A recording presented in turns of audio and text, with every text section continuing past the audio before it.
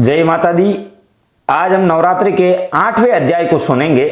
इससे पहले अगर आपने 7 अध्याय को नहीं सुना है तो जाइए, इसी चैनल पर आपको 7 अध्याय मिल जाएंगे, जिनको आप एक एक करके सबको बारी बारी से जरूर सुनेगा, जिससे माता जी की कृपा आप और आपके पूरे परिवार पर बनी रहेगी। और अगर 7 अध्याय सुन लिए हैं तो आइए 8वें अध्याय को शुरू करते हैं, जो इस प्रकार से है। रक्त बीज का माता जी ने वध किया था। महर्षि मेधा ने कहा, चंड और मुंड नामक असुरों के मारे जाने से और बहुत सी सेना के नष्ट हो जाने से असुरों के राजा प्रतापी शंभु ने क्रोध युक्त होकर कहा, अपनी संपूर्ण सेना को युद्ध के लिए तैयार होने की आज्ञा दी। उसने कहा, अब उदय युद्ध नामक 86 असुर सेनापति अपनी सेनाओं के साथ युद्ध के लिए जाएं और कंबू नामक 84 सेनापति भी युद्ध के लिए जाएं और कोटि वीर्य नामक 50 सेनापति और द्रौमकुल नाम के 100 सेनापति प्रस्थान करें। कालक और द्रोहाद्र मौर्य और काल के यह दैत्य भी मेरी आज्ञा से सजकर युद्ध के लिए कूच करें। भयानक शासन करने वाला असुरों का स्वामी शुंभ इस प्रकार आज्ञा देकर बहुत बड़ी सेना के साथ युद्ध के लिए चला। उसकी सेना को अपनी ओर आता देखकर चंडिका ने अपने धनुष की टंकोर से पृथ्वी और आकाश के बीच का भाग गूंजा दिया। हे राजन, इसके पश्चात देवी के सिंह ने दहाड़ना आरंभ कर दिया और अंबिका के घंटों के शब्दों ने उस ध्वनि को और भी बढ़ा दिया। धनुष की टंकार, शेर की दहाड़ और घंटे के शब्द से पृथ्वी और आकाश के बीच का भाग गूंज उठा और इसके साथ ही देवी ने अपने मुख को और भी भयानक बना लिया। ऐसे भयंकर शब्द को सुनकर राक्षसी सेना ने देवी तथा सिंह को चारों ओर से घेर लिया। हे राजन, उस समय दैत्यों के नाश के लिए और देवताओं के हित के लिए ब्रह्मा, शिव, कार्तिकेय, विष्णु तथा इंद्र आदि देवों की शक्तियां, जो अत्यंत पराक्रम और बल से संपन्न थी, उसके शरीर से निकलकर उसी रूप में चंडिका देवी के पास गई। जिस देवता का जैसा रूप था, जैसे आभूषण थे और जैसा वाहन था, वैसा ही रूप, आभूषण और वाहन लेकर उन देवताओं की शक्तियां दैत्यों से युद्ध करने के लिए आई।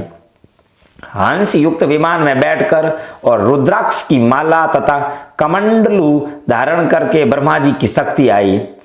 वृषभ पर सवार होकर, हाथ में त्रिशूल लेकर, महानाग का कंकण पहनकर और चंद्र रेखा से भूषित होकर भगवान शंकर की शक्ति माहेश्वरी आई और मोर पर आरूढ़ होकर हाथ में शक्ति लिए दैत्यों से युद्ध करने के लिए कार्तिकेय जी की शक्ति उन्हीं का रूप धारण करके आई।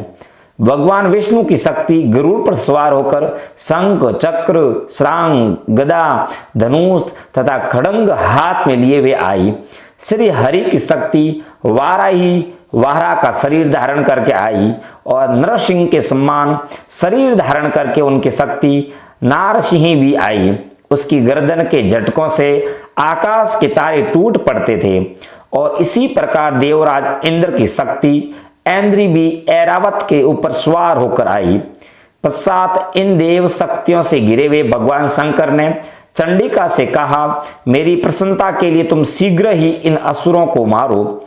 इसके पश्चात देवी के शरीर में से अत्यंत उग्र रूप वाली और सैकड़ों गिदड़ियों के समान आवाज करने वाली चंडिका शक्ति प्रकट हुई। उस अपराजित देवी ने धूमिल जटा वाले भगवान श्री शंकर से कहा, हे प्रभु, आप मेरी ओर से दूत बनकर शुंभ और निशुंभ के पास जाइए और उन अत्यंत गर्विले राक्षसों से कहिए तथा उनके अतिरिक्त और भी जो राक्षस वहां युद्ध के लिए उपस्थित हो, उनसे भी कहिए, जो तुम्हें अपने जीवित रहने की इच्छा हो तो त्रिलोकी का राजा इंद्र को दे दो और देवताओं को उनका यज्ञ भाग मिलना आरंभ हो जाए और तुम पाताल को लौट जाओ। किंतु यदि बल के गर्व से तुम्हारी लड़ने की इच्छा हो तो फिर आ जाओ।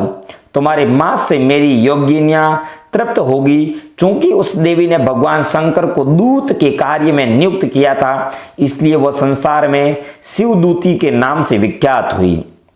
भगवान शंकर ने देवी का संदेश पाकर उन दैत्यों के क्रोध का कोई आर पार न रहा और वह जिस स्थान पर देवी विराजमान थी वहां पहुंचे और जाने के साथ ही उस पर बाणों और शक्तियों की वर्षा करने लगी।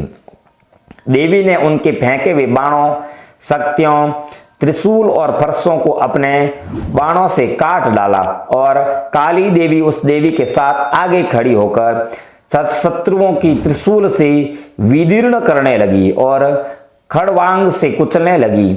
ब्रह्माणी जिस तरफ दौड़ती थी उसी तरफ अपने कमंडलू का जल छिड़ककर दैत्यों के वीर्य व बल को नष्ट कर देती थी। इसी प्रकार माहेश्वरी त्रिशूल से, वैष्णवी चक्र से और अत्यंत कोप वाली कौमारी शक्ति द्वारा असुरों को मार रही थी। ऐसी ऐन्द्री के बाजू के प्रहार से सैकड़ों दैत्य रक्त की नदियां बहाते हुए पृथ्वी पर सो गए। वाराही ने कितने ही राक्षसों को अपनी थूथन द्वारा मृत्यु के घाट उतार दिया। दाढ़ों के अग्र भाग से कितने ही राक्षसों की छाती को चीर डाला और चक्र की चोट से कितनों को ही विदीर्ण करके धरती पर डाल दिया। बड़े बड़े राक्षसों को नारसिंही अपने नखों से विदीर्ण करके भक्षण कर रही थी और सिंहनाद से चारों दिशाओं को गूंजाती हुई रणभूमि में विचर कर रही थी। शिवदूती के प्रचंड अट्टहास से कितने ही दैत्य भयभीत होकर पृथ्वी पर गिर पड़े और उनके गिरते ही वह उनको भक्षण कर गई। इस तरह क्रोध में भरे हुए मात्र गणों द्वारा नाना प्रकार के उपायों से बड़े बड़े असुरों को मरते हुए देखकर राक्षसी सेना भाग खड़ी हुई और उनको इस प्रकार भागता देखकर रक्त बीज नामक महापराक्रमी राक्षस क्रोध में भरकर युद्ध के लिए आगे बढ़ा। उसके शरीर से रस की बूंदें पृथ्वी पर जैसे ही गिरती थी, तुरंत वैसे ही शरीर वाला तथा वैसा ही बलवान दैत्य पृथ्वी से उत्पन्न हो जाता था।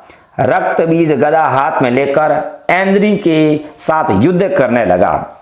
जब ऐन्द्री शक्ति ने अपने वज्र से उसको मारा तो घायल होने के कारण उसके शरीर से बहुत सा रक्त बहने लगा और उसकी प्रत्येक बूंद से उसके सम्मानी बलवान तथा महाप्रक्रमी अनेकों दैत्य भयंकर रूप से प्रकट हो गए। वह सबके सब दैत्य बीज के समान ही बलवान तेज वाले थे। वह भी भयंकर अस्त्र शस्त्र लेकर देवियों के साथ लड़ने लगे। जब ऐन्द्री के वज्र प्रहार से उसके मस्तक पर चोट लगी और रक्त बहने लगा तो उसमें से हजारों ही पुरुष उत्पन्न हो गए। वैष्णवी ने चक्र से और ऐन्द्री ने गदा से रक्त बीज को चोट पहुंचाई और वैष्णवी के चक्र से घायल होने पर उसके शरीर से जो रक्त बहा उससे हजारों महासुर उत्पन्न हुए, जिनके द्वारा यह जगत व्याप्त हो गया। और कौमारी ने शक्ति से, वाराही से, खड़ग से और माहेश्वरी ने त्रिशूल से उसको घायल किया। इस प्रकार क्रोध में भरकर उस महादैत्य ने सब मात्र शक्तियों पर पृथक पृथक गदा से प्रहार किया और माताओं ने शक्ति तथा शूल इत्यादि से उनको बार बार घायल किया। उससे सैकड़ों महादैत्य उत्पन्न हुए और इस प्रकार उस रक्र बीज के रुधिर से उत्पन्न हुए असुरों से संपूर्ण जगत व्याप्त हो गया, जिससे देवताओं को भय हुआ। देवताओं को भयभीत देखकर चंडिका ने काली से कहा, हे चामुंडे, अपने मुख को बड़ा करो और मेरे शस्त्र घात से उत्पन्न हुए रक्त बिंदुओं तथा रक्त बिंदुओं से उत्पन्न हुए महाअसुरों को तुम अपने इस मुख से भक्षण करते जाओ। इस प्रकार रक्त बिंदुओं से उत्पन्न हुए महादैत्यों को भक्षण करती हुई तुम रणभूमि में विचरो। इस प्रकार रक्त क्षीण होने से यह दैत्य नष्ट हो जाएंगे। तुम्हारे भक्षण करने के कारण अन्य दैत्य नहीं होंगे। काली से इस प्रकार कहकर चंडिका देवी ने रक्त बीज पर अपने त्रिशूल से प्रहार किया और काली देवी ने अपने मुख में उसका रक्त ले लिया। तब उसने गदा से चंडिका पर प्रहार किया। प्रहार से चंडिका को तनिक भी कष्ट न हुआ, किंतु रक्त बीज के शरीर से बहुत सा रक्त बहने लगा। लेकिन उसके गिरने के साथ ही काली ने उसको अपने मुख में ले लिया। काली के मुख में उस रक्त से जो असुर उत्पन्न हुए उनको उसने भक्षण कर लिया और रक्त को पीती गई। तदंतर देवी ने रक्त बीज को, जिसका खून काली ने पिया था, चंडिका ने उस दैत्य को वज्र बाण, खड़ग तथा ऋषि इत्यादि ने मार डाला था। हे राजन, अनेक प्रकार के शास्त्रों शस्त्रों से मारा हुआ और खून से वंचित वह महादैत्य रक्त बीज पृथ्वी पर गिर पड़ा। हे राजन, उसके गिरने से देवता अत्यंत प्रसन्न हुए और माताएं उन असुरों का रक्त पीने के पश्चात उदित होकर नृत्य करने लगी। इस प्रकार यह 8वां अध्याय समाप्त होता है। बोलो जय माता दी।